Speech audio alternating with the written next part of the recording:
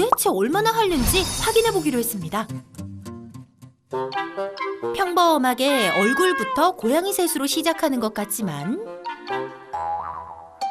잠시 후 다리를 쭉 뻗더니 허벅지부터 조금씩 문제의 그 장소를 격하게 핥기 시작하는데, 문제는 한 번 시작했다 하면 무아지경에 빠져 멈출 줄 모른다는 것. 장소를 바꿔가며 무한 핥기. 봉수가 쓰라리지도 않니? 바깥쪽에 하지 마. 그쪽은 하지 말라고. 또 딱지 띄워줬잖아.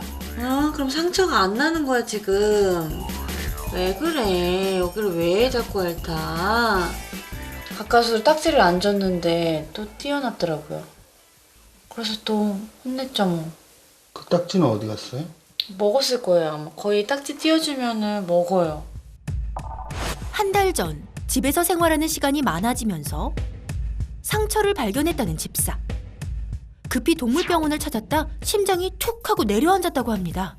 일단 상처가 나야 되는데 삐딱지가 져서 그걸 또 풀고 그러니까 계속 상처는 끈적이면서 털로 타고 들어가니까. 그리고 거기가 수의사 선생님이 그러셨는데 혈관이 아래 하나 지나간대요. 그래서 혹시 피가 터져 나오면은 응급 상황이 생기니까. 네. 그게 제일 걱정인 것 같아요. 이거 해야 되겠어, 동그리. 응? 동그리 해야 돼, 동그리. 있어봐. 동수가 네가 핥으니까 상처가 안 나물잖아. 응? 좀 심하게 핥는다 싶을 땐 네카라를 씌우는데요. 뒤뚱뒤뚱 걷는 것도 모자라 여기저기 꿍꿍 부딪히기 일쑤고, 심지어 물을 마시고 밥을 먹는 평범한 일도 쉽지 않은데요. 그럼에도 문제는 그렇게 하고 또 핥아 또? 어떻게든 다리를 또 핥는다는 점. 힘들어? 힘들어요? 그래. 현숙이가?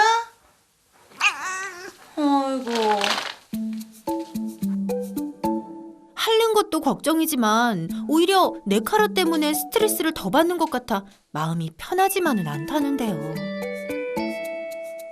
아침 9시부터 저녁 9시까지 거의 일을 할 때가 많았고, 주말에는 항상 세미나에 가서 또 늦게 오고 하니까 거의 얘네들을 본다기보다는 책상 옆이나 거기에 더 많이 제가 있었던 것 같아요. 요즘 일을 쉬면서 새로운 도전을 준비 중이라는 집사. 안녕하세요 여러분. 네, 수분을 쫙 자석처럼 양이들과 보낼 수 있는 시간이 많아진 점은 참 좋지만 마치 여전히 병원에 있는 듯 매일 약을 바르고 달래느라 진땀을 뺀답니다. 아니야 있어. 5초만 참아볼까? 1 2 3 4 5. 왜? 이렇게 눌러주라고 의사 선생님이 말씀해 주시더라고요. 하도 핥아가지고 살에 묻지도 않아가지고 스며드는 시간을 줘야 된다 그래서. 이렇게 지극정성으로 돌봐주니 금방 나을 것도 같지만 약이 채 마르기도 전에 할짝 아휴. 안 돼! 아유, 쓰고 맛도 없을 텐데 왜 그러니 봉수가. 거기 뭐야 너? 약까지 다 먹어버리는 봉수기를 막기 위해 붕대까지 꺼내는 집사. 다시 본업으로 돌아갔네요. 하지 마. 웅지. 그러게 작작 좀 할지 그랬냥. 제법 얌전하게 한쪽 다리를 내어주는 봉수기. 하지만 얼마나 지났을까? 뜯으면 안 되지. 몸을 상자 속으로 숨기더니 설마 아이고 붕대를 단번에 쑥 빼버립니다. 제 맘대로 안 돼요. 웅수이가 제 맘을 좀 알아줘야 할 텐데. 떼줘야지. 알았어? 가리지 마, 꼬리로. 자는 척 하지 마. 격하게 더 핥고 싶다. 말리면 더 엇나가는 봉숙이. 고민만 깊어지는 밤입니다. 다음 날 아침. 행여나 집이 깨끗하지 않으면 상처를 덧나게 하진 않을까. 집사님 또한 격하게 매일 청소를 한다는데요. 모든 집사님들의 마음이 그렇듯 늘 양이들 밥이 먼저죠. 깨끗한 물까지 대령하고 나면 아침 일과 끝. 얘네들이 어쨌든 먼지 있는 데서 있는 게 싫고, 그리고 저를 위해서도 그게 좋고, 서로를 위해서 제가 할 수 있는 최선은 그 청소 정도, 요 정도? 오랜만에 집사님 외출에 나서는데요. 집사님이 없으면 봉숙이가 더 심하게 할지 않을까 걱정이 앞서는데요. 별탈 없이 지내는 삐비처럼 낮잠을 청하면 좋으련만. 그런데 봉숙이 삐비를 향해 거침없이 돌격? 예상했던 것과 달리 핥지도 않고 노는 모습이 보기 좋다 싶었는데 어째 좀 이상합니다. 봉숙이가 지나치게 삐비를 따라다니는데요. 반면 삐비는 피하기 바쁩니다. 약간 집요하기까지 한데요. 봉숙아, 너 왜 이렇게 삐비한테 집착하는데? 원하는 게 뭐야?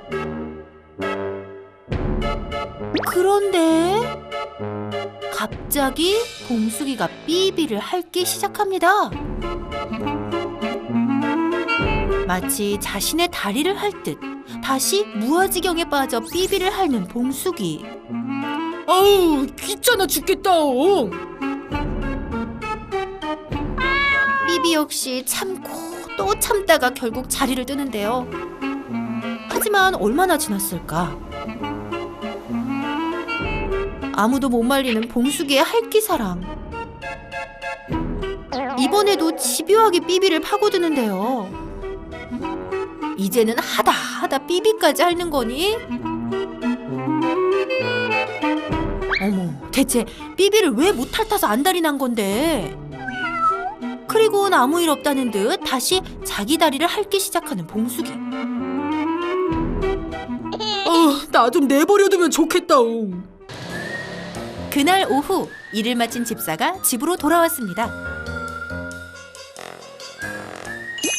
왜 삐비가 갑자기 비닐을 핥지? 고양이는 우아한 그루밍, 털을 핥아야지 했는데 삐비 역시 좀 과하다 싶더니 이게 웬일? 봉숙이와 똑같은 부위를 집요하게 핥는 삐비. 삐비야 일로 와봐.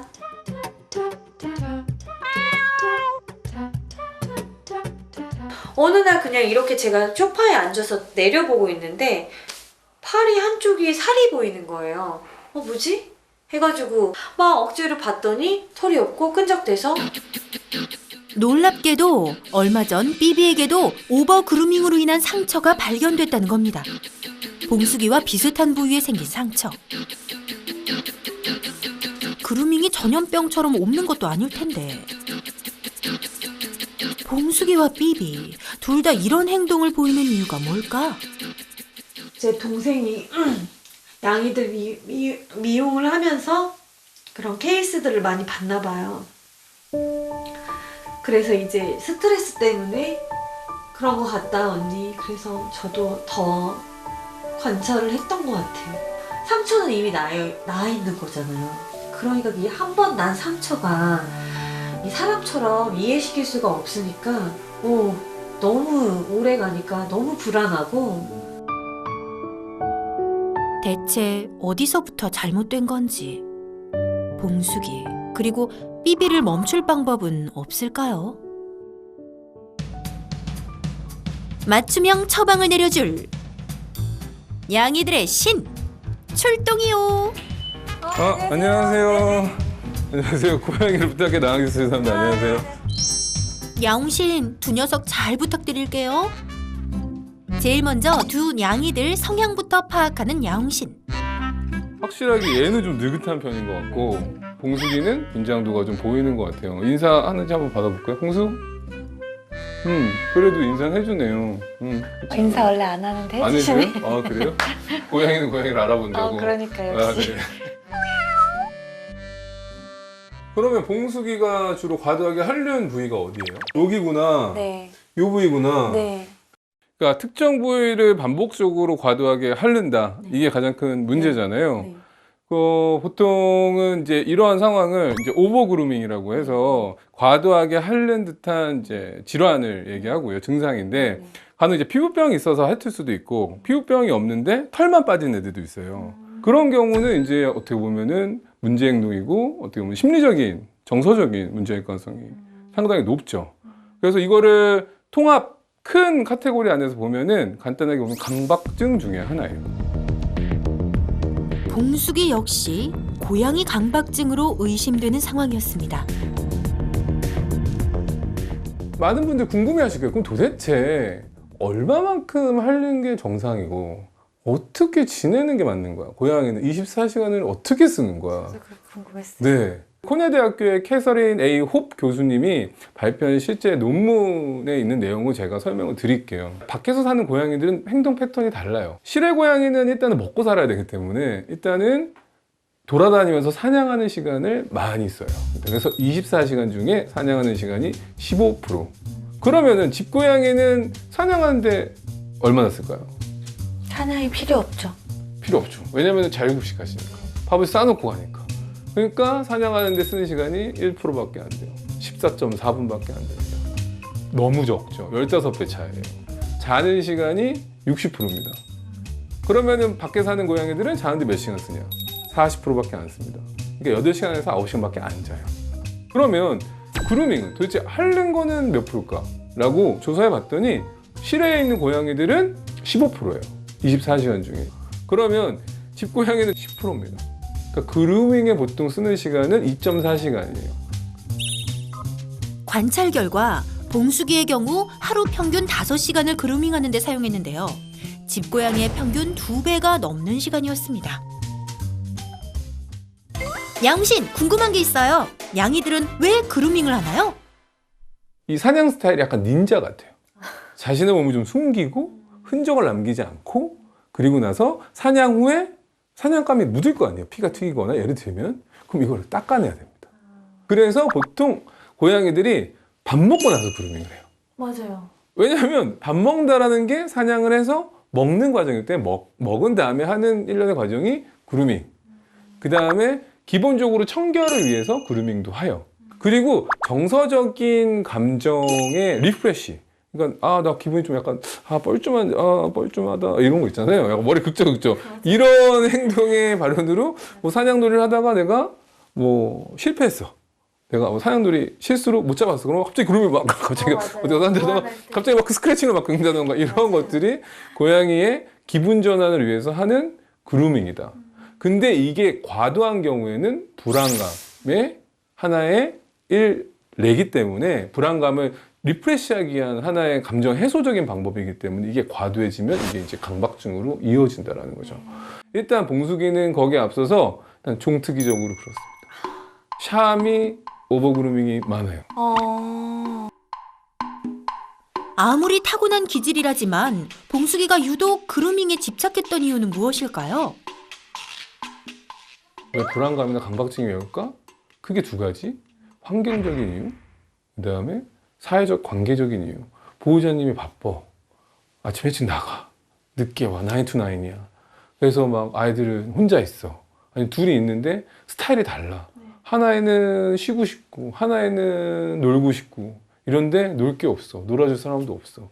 한국의 경우에는 강박증 고양이 너무 많은데 1인 가구에서 고양이를 입양해서 생활하다 보니 고양이는 외로움 안 타겠지 아니면 스트레스 안 받겠지 하면서 일상이 바쁜 거예요. 왜냐면은 내가 이래야지 얘네들 캔도 사주고 밥도 사주고 간식도 사주고 장난감도 사주고 이럴 수 있잖아요.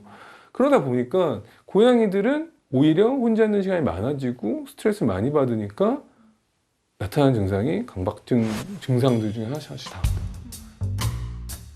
우울하고 불안한 감정 때문에 봉숙이가 핥기에 집착했던 것. 그렇다면 삐비는 어떤 이유로 점점 그루밍이 심해지고 있는 걸까? 얘는 자기 먹지도 않을 거면서 와서 회방해놓고 조금 먹다 그냥 가버리고. 그러니까 자꾸 얘가 쉬고 있는데 올라가서 불편하게 하고. 얘가 지금 동시에 그루밍을 하지만 얘가 하는 그루밍과 얘가 하는 그루밍은 정서가 달라요. 피비가 하는 경우는 이게 감정적인 리프레시를 위해서, 감정적인 내 감정을 위로하기 위해서 하는 그루밍인 거죠, 조금은. 그리고 계속 눈치를 봐요. 그러니까 보통 얘가 여기서 자신감이 있다면 얘를 쳐다보진 않아요. 근데 항상 먹을 게 앞에 있는데 얘 한번 봤다가 그루밍 한번 다시 보죠. 봤다가 그루밍 항상 신경을 쓰는 거죠. 되게 나쁜 사이는 아니에요. 나쁜 사이는 아닌데 이러한 것들이 피비한테도 스트레스 주는 거죠. 봉숙이는 외롭고 심심해 삐비랑 놀고 싶어 핥은 거지만 성격이 느긋하고 혼자 놀기 좋아하는 삐비는 놀자고 귀찮게 하는 봉숙이 때문에 스트레스를 받아서 그루밍이 심해지기 시작했다는 것. 핥기에도 단순하게 핥는 거, 털이 빠질처럼 핥는 거, 무는 거, 씹는 거, 그 다음에 털을 뽑는 것까지 있다라고 했어요. 그 외에 심한 애들은 이물을 먹거나 비닐을 먹어서 그다음에 자기 꼬리를 쫓는 경우도 있고요. 그걸 이제 테일 체이싱이라고 하는데 자기 꼬리를 쫓으면서 계속 빙글빙글 도는 행동도 할 수 있고요. 아니면은 보호자님한테나 아니면 특정 패브릭 같은 약간 부드러운 천에 꾹꾹이를 계속 한다던가 쭈쭈비를 한다던가 그런 고양이들도 있고요. 삐비요. 지금 네. 말씀하신 게 다 있어가지고 아, 네. 정말 애들이 둘 다 강박이 있었구나. 네. 집사님, 미안함에 감정이 북받칩니다. 너무 오랫동안 저렇게 했었거든. 아. 모르셔서 그런 거니까 괜찮습니다.